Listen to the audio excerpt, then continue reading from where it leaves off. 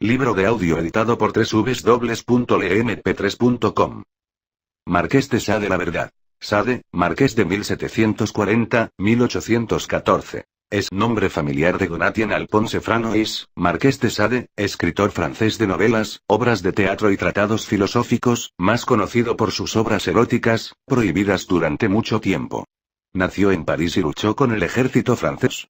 En 1772 fue juzgado y condenado a muerte por diversos delitos sexuales. Escapó a Italia pero regresó a París en 1700. Fue detenido y encarcelado en Vincennes. Tras 6 años en esta prisión fue trasladado a la Bastilla y en 1789 al Hospital Psiquiátrico de Charenton. Abandonó el hospital y fue detenido de nuevo en 1801. Rodó de prisión en prisión y en 1803 ingresó otra vez en Charenton, donde murió. En Mumo Justine o los infortunios de la virtud 1791, Juliette o las prosperidades del vicio 1796, Los 120 días de Sodoma publicada póstumamente y la 1795, Sade describe con gran detalle sus diversas prácticas sexuales. Así, el término sadismo se emplea en psiquiatría para que consiste en obtener placer sexual infligiendo dolor a otros. Su filosofía considera naturales tanto los actos criminales como las desviaciones sexuales. Sus obras fueron calificadas de obscenas y hasta bien entrado el siglo XX estuvo prohibida su publicación. Escritos filosóficos y políticos. ¿Cuál es esa quimera impotente y estéril, esa divinidad que predica al imbécil un odioso tropel de curas embusteros? ¿Ellos quieren que sea uno de sus sectarios? Ah, nunca, yo lo juro. Sostendré mi palabra. Jamás a ese ídolo ofreceré la tría.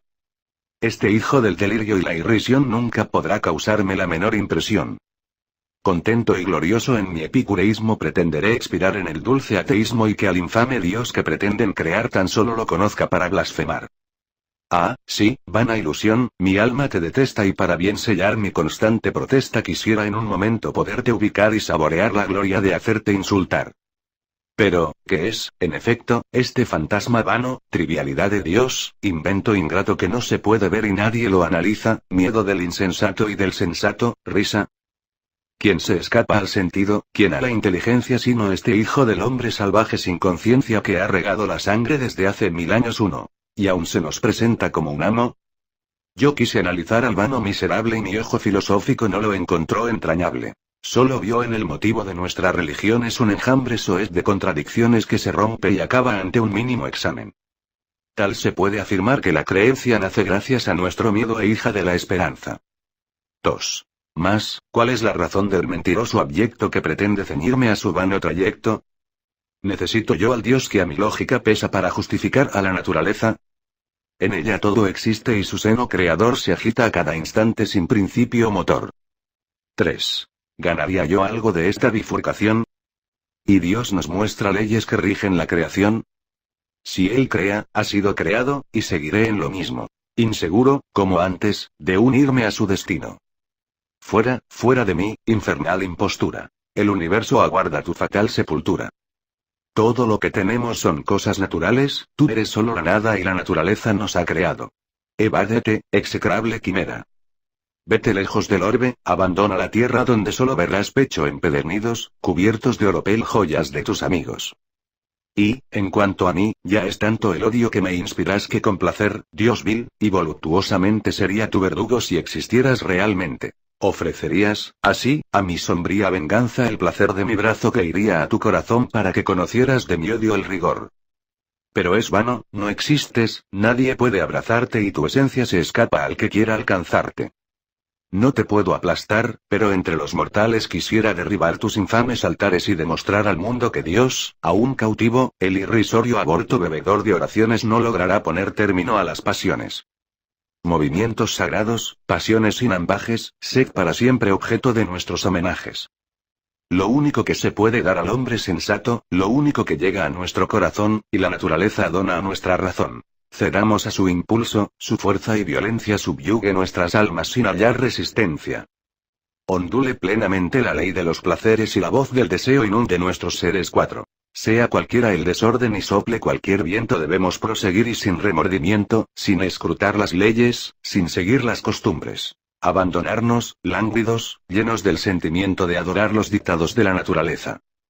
Respetaremos solo su divino murmullo, ese que en todas partes las vanas leyes matan. Lo que parece al hombre una horrible injusticia es efecto total de sus ojos enfermos. Si algo fuese monstruoso para nuestras costumbres, vamos a la naturaleza, quien nos recibe enteros. 5. Esas dulces acciones que creéis letales, los intensos deseos que llaman criminales son destellos normales de la naturaleza. Cuando ella nos permite, simplemente, es sublime e incluso nos da víctimas para lograr el crimen. Torturémoslas siempre y que nunca pensemos hacer nada terrible, seguimos sus deseos. Ella anula el azar y los padres, los hijos, templos, burdeles, devotos y bandidos, todo le pertenece y en ella no hay delitos. Cumpliríamos con ella al cometer el crimen. Mientras más el exceso, ella más nos recibe. 6. Usemos las potencias que ella ejerce en nosotros abandonándonos a gustos monstruosos. 7. Nadie resulta ingrato por gustos homicidas, incestos, violaciones, robos, parricidios, placeres de Sodoma o jugueteos de Safo. Ella todo recibe en placentero abrazo. Derribando a los dioses, robémosles su trueno y con este fulgor azotemos la vida que no nos acomode o nos llene de miedo.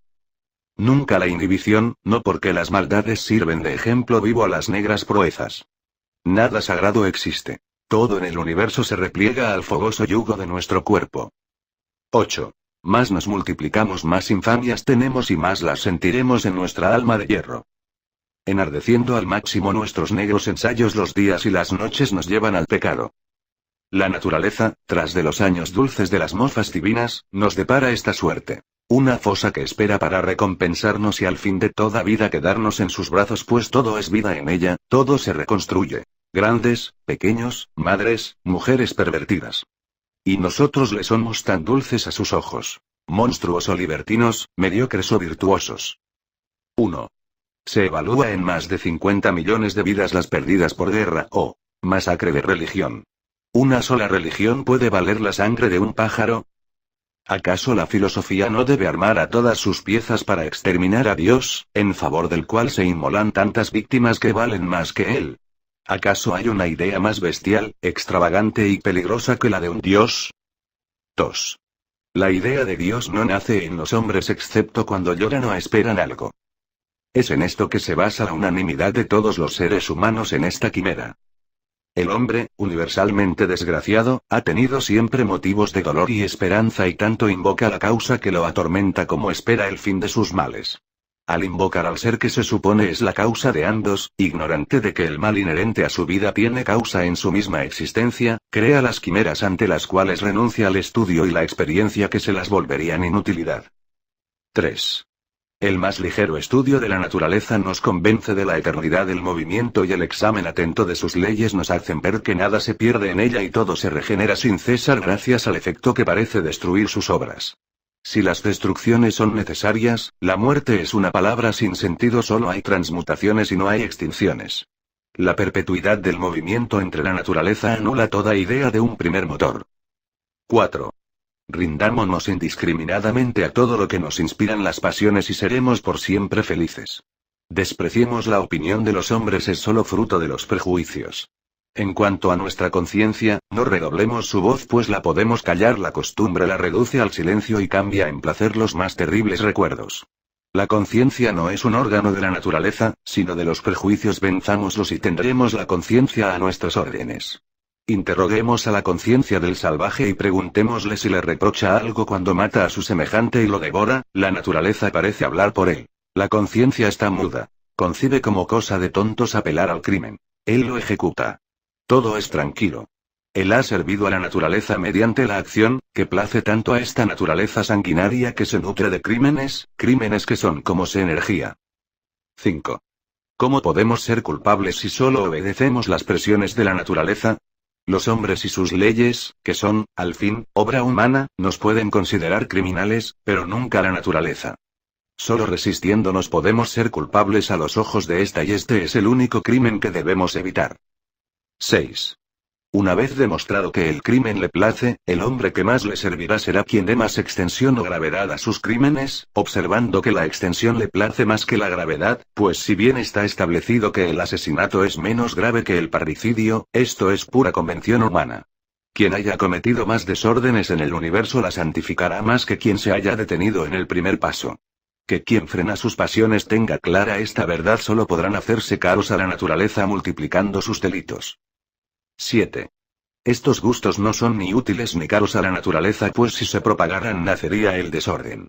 Mientras más se golpee, se deteriore, se destruya, más la naturaleza siente el precio de estos actos. La eterna necesidad que ella tiene de destrucción sirve de prueba a este enuncio. Destruyamos si queremos ser útiles a sus planes. Así, el masturbador, el asesino, el infanticida, el incendiario, el sodómita son los hombres que deben servirnos de ejemplo. 8. Imponerse frenos o barreras en la ruta del crimen sería ultrajar visiblemente las leyes de la naturaleza que se han depositado en nosotros y desconoce nuestras reticencias y nuestras cadenas. El hermano que se acuesta con su hermana no hace más mal que el amante que se acuesta con su mujer, y el padre que mata a su hijo no hace más ultraje que el asesino de camino real. La naturaleza no ve diferencias en esto, lo que quiere es el crimen, sin que importe la mano que lo comete ni el seno donde es cometido. Fin. Libro de audio editado por www.lemp3.com